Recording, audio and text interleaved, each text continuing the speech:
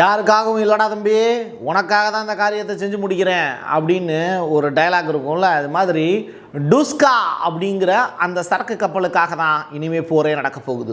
யாருக்கும் இடையில, ஈரானுக்கும் அமெரிக்காவுக்கும் இடையில டைரக்ட் வார் ஸ்டார்ட் ஆயிடுச்சு. அமெரிக்காவை விடாமல் அடி, விடாத துரத்தி அடி அப்படின்னு ஈரான் இப்போது சூளுரை எடுத்திருக்காங்க. யார் இந்த சூளுரையை எடுத்திருக்காங்க, ஈரானுடைய பிரசிடென்ட் என்ன சொல்கிறாரு, ஈரானுடைய செய்தி தொடர்பாளர் என்ன சொல்கிறாரு, ரெண்டு பேருக்கும் இருக்கக்கூடிய முரண்பாடுகள் என்னென்ன, இதை தாண்டி லெபனானில் என்ன நடந்துக்கிட்டு இருக்குது அப்படிங்கிற ஏகப்பட்ட இன்ஃபர்மேஷன் இந்த வீடியோக்குள்ளே இருக்க போகுது. இது எல்லாத்தையும் கடந்து ஜப்பானில் ஒரு பெரிய சுனாமி அலை ஏற்படுவதற்கான வாய்ப்பு இருக்குங்கிற செய்தி வித் விஷுவலோட நம்ம சேர்த்து வச்சு பார்க்க போகிறோம். டீட்டெயிலாக பேசுவோமா? வாங்க பார்க்கலாம் உறவுகளே. இது பிரசாத் சிக்னேச்சர். உங்களுடைய தொழில் சம்பந்தமான விளம்பரங்களை நமது சேனலில் ஒளிபரப்ப உங்களுக்கான அருமையான வாய்ப்பு. நமக்குன்னு ஒரு வீடு, அது எல்லாரோட வாழ்நாள் கனவு. ஒரு முறை தான் முடிவெடுக்க போறீங்க, அதை சரியாயிடுங்க. கிரியேட்டர் கன்ஸ்ட்ரக்ஷன்ஸ் உங்களோட கனவு இல்லத்தை சூப்பர்வா டிசைன் பண்ணி அழகா கட்டித்தராங்க. இன்டீரியர் டிசைன்லையும் இவங்க தான் டாப். North west interiors. தொடர்புக்கு 72907991. சுமத்ரா தீவு, இந்தோனேஷியா, இந்த மாதிரியான இடங்களில் தான் பெரிய அளவில் நிலநடுக்கம் ஏற்பட்டு சுனாமி அலைகள் ஏற்படும் அப்படின்னு கணிக்கப்பட்டுச்சு. ஆனால் இப்போ அப்படியே திசை மாறி ஜப்பான் பக்கம் அது எதிரொலிச்சிருக்கு. ஜப்பானில் 7.4 அப்படிங்கிற அளவுக்கு ரிக்டர் அளவுகோலில் பதிவாயிருக்கு நிலநடுக்கம். இது கடலுக்குள்ளே ஒரு பெரிய மாற்றத்தை ஏற்படுத்தி இருக்குது அப்படின்னு சொல்கிறாங்க. ஸோ வடக்கு ஜப்பானில் ஒரு பெரிய அளவிலான சுனாமி எச்சரிக்கை விடுக்கப்பட்டிருக்கு. மக்கள் அந்த இடத்த விட்டு வெளியேறி போக சொல்கிறாங்க. இந்த ரிங் ஆஃப் ஃபயர் அப்படிங்கிற அந்த இடத்த பற்றி நான் ஏற்கனவே பலமுறை பிரசாத் சிக்னேச்சரில் சொல்லியிருக்கேன்.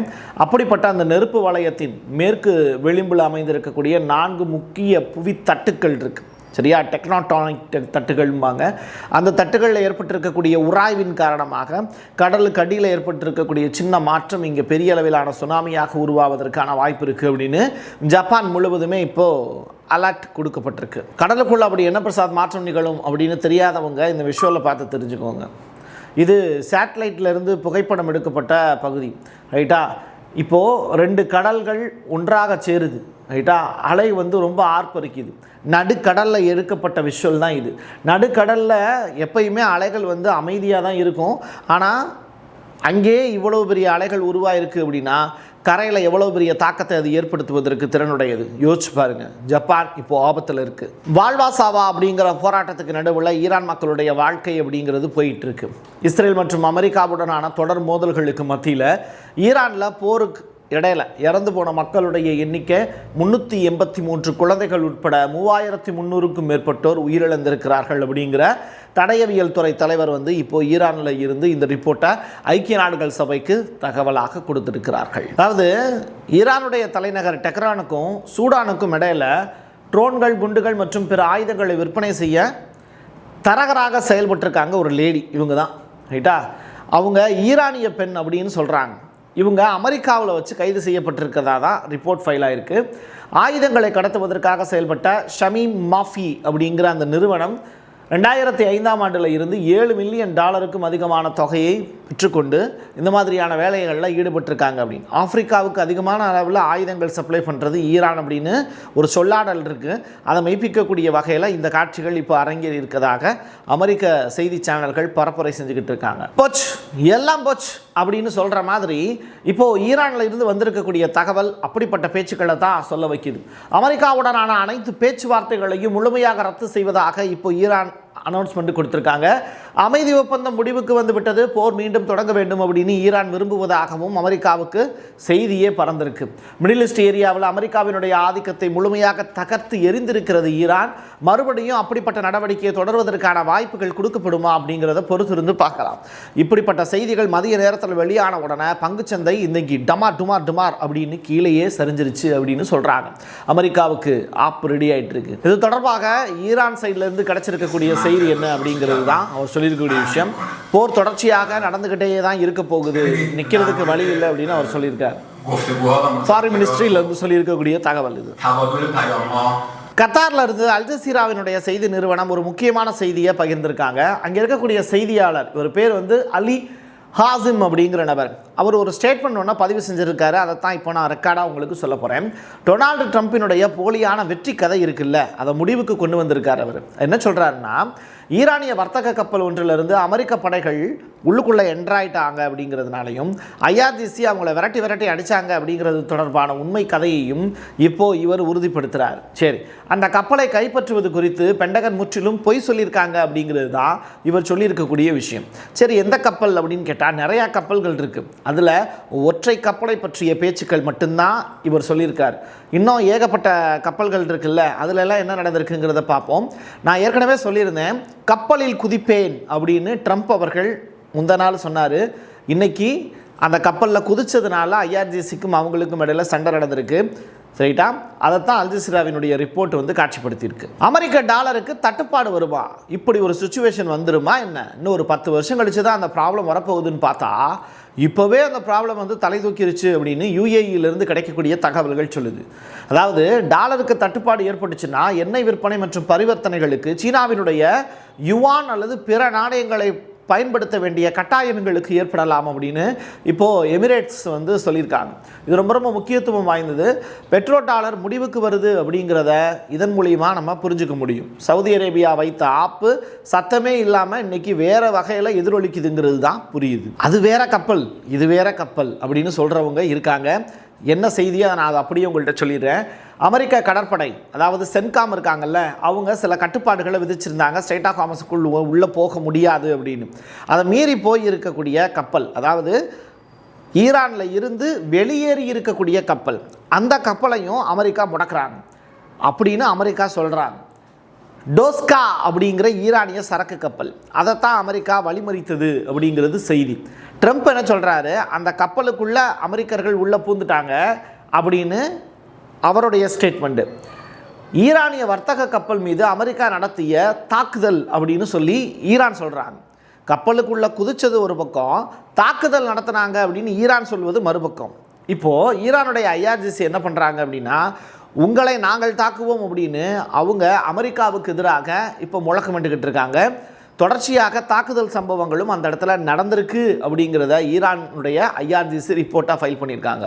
இதில் யார் ஜெயிச்சிருக்கா யார் தோற்றுருக்காங்கங்கிற ரிப்போர்ட்டு இன்னும் கிடைக்கல. ஒரு அவசரமான செய்தி ஒன்று இப்போ கொண்டு வந்திருக்கோம். அது என்ன அப்படின்னா, விளாடிமிர் புட்டின், ரஷ்யாவினுடைய அதிபர், இப்போது ஈரான் மற்றும் இஸ்ரேல் வளைகுடா நாடுகளுக்கு இடையில் இருக்கக்கூடிய பிரச்சனையை தீர்க்கிறதுக்கு முன் வந்திருக்காரு அப்படிங்கிறது செய்தி. வேறு நாட்டு தலைவர்கள் யாருமே மத்தியஸ்தம் பண்ணுறதுக்கு இப்போ பாகிஸ்தான் வந்து விலகிட்டாங்க. ஸோ ஈரான் வந்து அவங்க சொல்லக்கூடிய விஷயத்தை கேட்கல அப்படிங்கிறது தொடர்பான விஷயங்கள் இப்போ ரஷ்யாவினுடைய அதிபர்கிட்ட அந்த காயின் வந்து கொடுக்கப்பட்டிருக்கு. அவர் என்ன செய்ய போகிறாரு அப்படிங்கிறத இப்போது கிரெம்ளின் வந்து தொடர்ச்சியாக ஆய்வு பண்ணி அமெரிக்காவுக்கும் ஈரானுக்கும் இடையில தூது போயிருக்காங்க அப்படிங்கிற செய்தியும் ரிலீஸ் ஆயிருக்கு. இந்த செய்தி வெளியான அடுத்த நிமிடமே ஈரானுடைய அதிபர் பெஜஸ்கியான் அவர்கள், தூதின் மூலியமாக நாங்கள் சில விஷயங்களை செஞ்சுக்க முயற்சி பண்ணுறோம், அதே நேரத்தில் போரால் எவருக்கும் எந்த பயனும் கிடையாது, அமைதி பேச்சுவார்த்தையின் மூலியமாக 1000 நன்மைகள் வந்து சேரும், அப்படிப்பட்ட நியாயமான ஒரு விஷயம் நடப்பதற்கான வாய்ப்பு அப்படிங்கிறது யார் ஏற்படுத்தி தரப்போகிறாங்க அப்படிங்கிற பெருத்த எதிர்பார்ப்போடு காத்திருக்கிறேன் அப்படின்னு ஈரானுடைய அதிபர் பேசியிருக்காரு. இவருக்கு வேறு வேலை இல்லைப்பா அப்படிங்கிற சொல்கிற கதையை லெபனானுடைய ஜனாதிபதி ஜோசப் பவுன் சொல்லியிருக்கக்கூடிய வார்த்தைகள் என்ன அப்படின்னா, தொடர்ச்சியாக லெபனான் வந்து 2 வழிகளை எதிர்கொள்கிறாங்க. ஒன்று, மனிதாபிமான சமூக பொருளாதார மற்றும் இறையாண்மை சார்ந்த அனைத்து விளைவுகளுடன் போரை தொடர்வது. இல்லை அப்படின்னா போரை முடிவுக்கு கொண்டு வந்து ஒரு நிலைத்தன்மையான ஆட்சியை மக்களுக்கு கொடுக்குறது. இதில் எதை எனக்கு கொடுக்க முடியும் அப்படிங்கிறத இந்த நாட்டினுடைய மக்கள் தான் தீர்மானிக்கணும், மக்களை நான் நம்புகிறேன் அப்படின்னு சொல்கிறார்.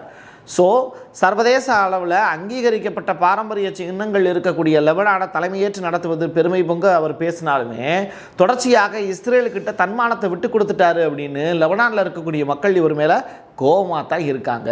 அமெரிக்கா இந்த டூஸ்கா அப்படிங்கிற கப்பலில் இறங்கினதோட மட்டும் இல்லாமல் அந்த கப்பல்லையும் சேதத்தை ஏற்படுத்தியிருக்காங்க, அட்டாக் பண்ணியிருக்காங்க அப்படிங்கிற தகவலும் ரிலீஸ் ஆகிருக்கு. இதை மோப்பம் பிடிச்ச ஈரானுடைய IRIB அப்படிங்கிற செய்தி சேனல் வெளியிட்டு இருக்கக்கூடிய உண்மையான செய்தி தான் இப்போ நம்ம பேச போகிறோம்.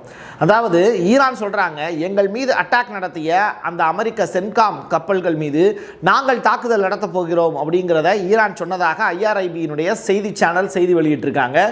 இது தொடர்பாக ஈரானுடைய பேச்சாளர், செய்தி தொடர்பாளர் இருக்கார்ல, அவர் சொல்லியிருக்கக்கூடிய விஷயம், அமெரிக்கா போர் நிறுத்தத்தை மீறி உள்ளது, கடல் கொள்ளை சம்பவங்களில் ஈடுபட்டிருக்காங்க அப்படிங்கிற பகிரங்க புகார் ஒன்று செலுத்தியிருக்கார். அமெரிக்கா கடற்கொள்ளையர்களாக மாறிவிட்டார்களா அப்படிங்கிற ஒரு பெரிய கேள்வியையும் ஈரானுடைய பேச்சாளர் முன் வச்சிருக்கார். என்ன நடக்க போகுது? போர் மறுபடியும் தொடங்கிடுச்சா? இனிமே ஏகப்பட்ட இன்ஃபர்மேஷன் நமக்கு தினந்தோறும் வந்து சேரப்போகுதா, இல்லை அமைதி வழியில் இவங்க பயணத்தை தொடர போகிறாங்களா? அதற்கான வாய்ப்பு நிச்சயமாக இல்லை. இது பூப்பாதையல்ல, சிங்கப்பாதையில் தான் இனிமேல் ஈரானுடைய பயணம் இருக்கும் அப்படிங்கிறது என்னுடைய கணிப்பு.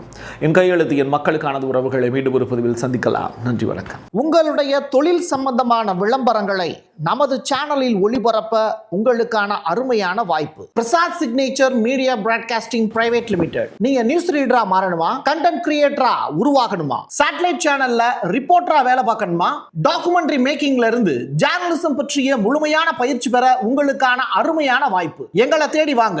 ஆன்லைன் மற்றும் நேரடி பயிற்சி வகுப்புகளும் சர்டிபிகேட் கோர்ஸாவே கத்துத்தரும். மீடியா துறையில் 10 ஆண்டுகளுக்கு மேல அனுபவம் உள்ளவர்கள் பயிற்சி கொடுப்பார்கள். வாய்ஸ் ஓவர் தொடங்கி வாய்ஸ்லெஸ் பீப்புளுக்காக உங்களை சிறந்த ஜேர்னலிஸ்டா உருவாக்க வேண்டியது எங்களோட பொறுப்பு. ஸ்கூல்ஸ் அண்ட் காலேஜஸ்ல ஜூனியர் ஜேர்னலிஸ்ட்ங்கிற பேர்ல ஒர்க் ஷாப்பும் கண்டக்ட் பண்ணி கொடுக்கிறோம். மோட்டிவேஷனல் ஸ்பீக்கரா கடந்த 15 ஆண்டுகளா கல்வி நிறுவனங்களுக்கு நிகழ்ச்சிகளும் நடத்தி தரோம். தொடர்புக்கு 9944790333 94493594 prasadsignature@gmail.com. நமக்குன்னு ஒரு வீடு, அது எல்லாரோட வாழ்நாள் கனவு. ஒரு முறை தான் முடிவெடுக்க போறீங்க, அதை சரியாயிடுங்க. கிரியேட்டர் கன்ஸ்ட்ரக்ஷன்ஸ் உங்களோட கனவு இல்லத்தை சூப்பர்வா டிசைன் பண்ணி அழகா கட்டித்தராங்க. இன்டீரியர் டிசைன்லையும் இவங்க தான் டாப். North west interiors. தொடர்புக்கு 7299079991.